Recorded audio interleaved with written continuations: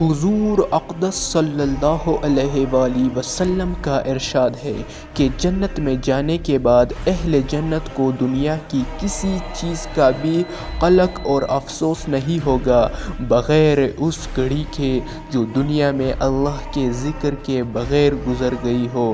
فائدہ: جنت میں جانے کے بعد جب یہ منظر سامنے ہوگا کہ ایک دفعہ اس پاک نام کو لینے سے کیا اجر و ثواب کتنا زیادہ مقدار میں ہے کہ پہاڑوں کے برابر مل رہا ہے، تو اس وقت اپنی اسی کمائی کے نقصان پر جس قدر بھی افسوس ہوگا ظاہر ہے۔ ایسے خوش نصیب بندے بھی ہیں جن کو دنیا ہی میں بغیر ذکر اللہ کہ اچھی معلوم نہیں ہوتی، یعنی ایسے لوگ بھی ہیں جو دنیا ان کو ذکر کے بغیر اچھی معلوم ہی نہیں ہوتی۔ حافظ ابن حجر رحمۃ اللہ علیہ نے منبیہات میں لکھا ہے کہ یحییٰ بن معاذ رازی رحمۃ اللہ علیہ اپنی مناجات میں کہا کرتے تھے، عربی ہے میں ترجمہ سناتا ہوں: یا اللہ، رات اچھی نہیں لگتی مگر تجھ سے روزنیات کے ساتھ، اور دن اچھا معلوم نہیں ہوتا مگر تیری عبادت کے ساتھ، اور دنیا اچھی معلوم نہیں ہوتی مگر تیرے ذکر کے ساتھ، اور آخرت بھلی نہیں مگر تیرے معافی کے ساتھ، اور جنت میں لطف نہیں مگر تیرے دیدار کے ساتھ۔ حضرت سرہی رحمۃ اللہ علیہ فرماتے ہیں کہ میں نے جرجانی رحمۃ اللہ علیہ کو دیکھا کہ ستو پھونک رہے ہیں، اور میں نے پوچھا یہ خشک ہی پھونک رہے ہو؟ کہنے لگے کہ میں نے روٹی چبانے اور پھونکنے کا جب حساب لگایا تو چبانے میں اتنا وقت زیادہ خرچ ہوتا ہے کہ اس میں آدمی 70 مرتبہ سبحان اللہ کہہ سکتا ہے، اس لیے میں نے 40 برس سے روٹی کھانا چھوڑ دی، ستو پھونک کر گزر کر لیتا ہوں۔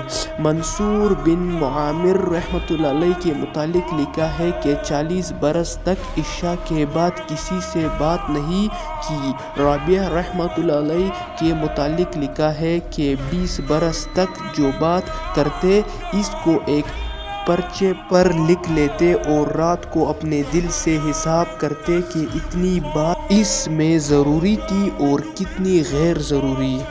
اور دوسری حدیث میں حضور اقدس صلی اللہ علیہ وآلہ وسلم کا ارشاد ہے کہ اگر ایک شخص کے پاس بہت سے روپے ہو اور وہ ان کو تقسیم کر رہا ہو اور دوسرا شخص اللہ کے ذکر میں مشغول ہو تو ذکر کرنے والا افضل ہے۔ فائدہ: یعنی اللہ کے راستے میں خرچ کرنا کتنی ہی بڑی چیز کیوں نہ ہو لیکن اللہ کی یاد اس کے مقابلے میں بھی افضل ہے۔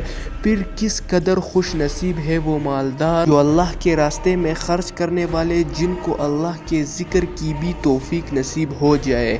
ایک حدیث میں ہے کہ اللہ کی طرف سے بھی روزانہ بندوں پر صدقہ ہوتا رہتا ہے اور ہر شخص اس کی حیثیت کے موافق کچھ نہ کچھ عطا ہوتا رہتا ہے، لیکن کوئی عطا اس سے بڑھ کر نہیں کہ اس کو اللہ کے ذکر کی توفیق نصیب ہو جائے۔ جو لوگ کاروبار میں مشغول رہتے ہیں، تجارت، زراعت، ملازمت میں گھر میں رہتے ہیں، اگر تھوڑا بہت وقت اللہ کی یاد کے لیے اپنے اوقات میں سے نکال لے تو مفت کی کمائی ہے۔ دن رات کے 24 گھنٹوں میں سے 2-4 گھنٹے اس کام کے لیے نکال لینا کون سی مشکل بات ہے؟ آخر فضولیات لغویات میں بہت سا وقت خرچ ہوتا ہے، اس کارآمد چیز کے واسطے وقت نکال لینا کیا دشوار ہے؟ ایک حدیث میں حضور اقدس صلی اللہ علیہ وآلہ وسلم کا ارشاد ہے کہ اللہ کے بہترین بندے وہ ہیں جو اللہ کے ذکر کے واسطے چند سورج، ستارے اور سایہ کی تحقیق رکھتے ہیں، یعنی اوقات کی تحقیق کا اہتمام کرتے ہیں۔ اگرچہ اس زمانے میں گھڑی گھنٹوں کی کثرت سے اس سے بے نیاز کر دیا، پھر بھی فی الجملہ واقفیت ان چیزوں کی مناسب ہے کہ گھڑی کے خراب اور غلط ہو جانے کی صورت میں اوقات ضائع نہ ہو جائے۔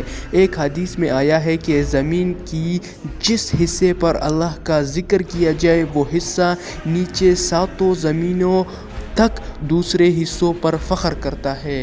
اتنی بڑی دولت اللہ پاک نے ہمیں اپنے ذکر کی دی ہے۔ میں ایک بار کتاب نمبر، مضمون نمبر اور صفحہ نمبر، حدیث نمبر بتا دیتا ہوں، آپ حضرات چیک بھی کر سکتے ہیں۔ تو یہ کتاب فضائل اعمال ہے، مضمون فضائل ذکر ہے، صفحہ نمبر 26 اور 27، حدیث نمبر 6 اور 7 ہے۔ تو جیسے آپ حضرات نے اگر حدیث کو غور سے سنا، آپ حضرات نے سنا ہوگا کہ کتنے بڑے خوش نصیب ہیں وہ لوگ جس کو اللہ پاک اتنے بڑے عمل کرنے کی توفیق نصیب فرمائے، اتنا بڑا افضل عمل ذکر، تو کتنے خوش نصیب ہیں وہ لوگ۔ اللہ پاک ہمیں توفیق دے اس طرح ذکر و اذکار کی۔ آپ حضرات ہمارے چینل سے جڑے رہیے، ہر قسم کے بڑے جو ہے نا ذکر و اذکار آئیں گے تو میں آپ لوگوں سے شیئر کروں گا کہ اللہ پاک مجھے بھی بھرپور عمل کرنے کی توفیق نصیب فرمائے تاکہ میرے پاس بھی صدقہ جاریہ کے طور پر یہ آئے۔ تو یہ نہیں کہ میرے پاس، آپ لوگ جب یہ ذکر و اذکار یہ جو میں آپ لوگوں سے شیئر کر رہا ہوں، یہ جو آپ لوگ کریں گے تو آپ لوگوں کو اس کا پورا ثواب ملے گا۔ ایکسٹرا میں مجھے بھی اس کا جتنا آپ لوگ کرو گے مجھے بھی اس کا ثواب ملتا رہے گا۔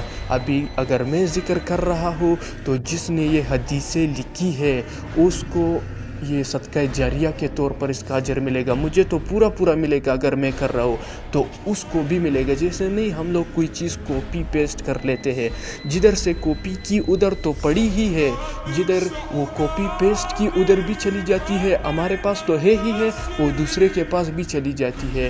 تو اتنا بڑا اللہ پاک کے احسانات ہے۔ اگر میں ادھر مطلب یہ ذکر کچھ کر لیتا ہوں، اگر دوسرا بھائی اتنا کر لیتا ہے تو میرا ڈبل ہو گیا۔ تو اس طرح آپ لوگوں سے میں شیئر کر رہا ہوں کہ تاکہ میں بھی کروں، آپ لوگوں کو بھی اس کا فائدہ پہنچے اور میرے کو اس کا ڈبل گنا فائدہ پہنچے، تاکہ صدقہ جاریہ کے طور پر میرے اعمال میں بھی لکھا جائے۔ تو اللہ پاک ہمیں پابندی سے اس کی توفیق دے۔ بہت بڑی خوش نصیبی ہے اگر اس کی توفیق مل جائے۔ اگر دنیا میں کسی کو ایک بڑی ملازمت مل جاتی ہے، ہم لوگ اسے کہتے ہیں کتنی بڑی خوشخبری ہے، کتنی بڑی خوش نصیبی ہے، آپ کو اتنا بڑا جو ہے نا جاب مل گیا، اتنی بڑی ملازمت مل گئی۔ یہ بھی اس دنیا کے لیے اتنی بڑی ہی چیز ہے۔ تو اس چیز کی اگر ناقدری ہو گئی تو اللہ پاک ہم پر رحم کرے، کیونکہ جو چیز آسان اور بڑھ جاتی ہے اس کی ہم لوگ ناقدری کر دیتے ہیں۔ تو اللہ پاک ہمیں ناقدری سے بچائے، اللہ پاک ہمارے دل میں اس کی طلب پیدا کرے اور اللہ پاک عمل کرنے کی توفیق نصیب فرمائے۔ سبحان ربک رب العزت عما یصفون وسلام علی المرسلین والحمد للہ رب العالمین۔ آمین آمین آمین، جزاک اللہ خیر۔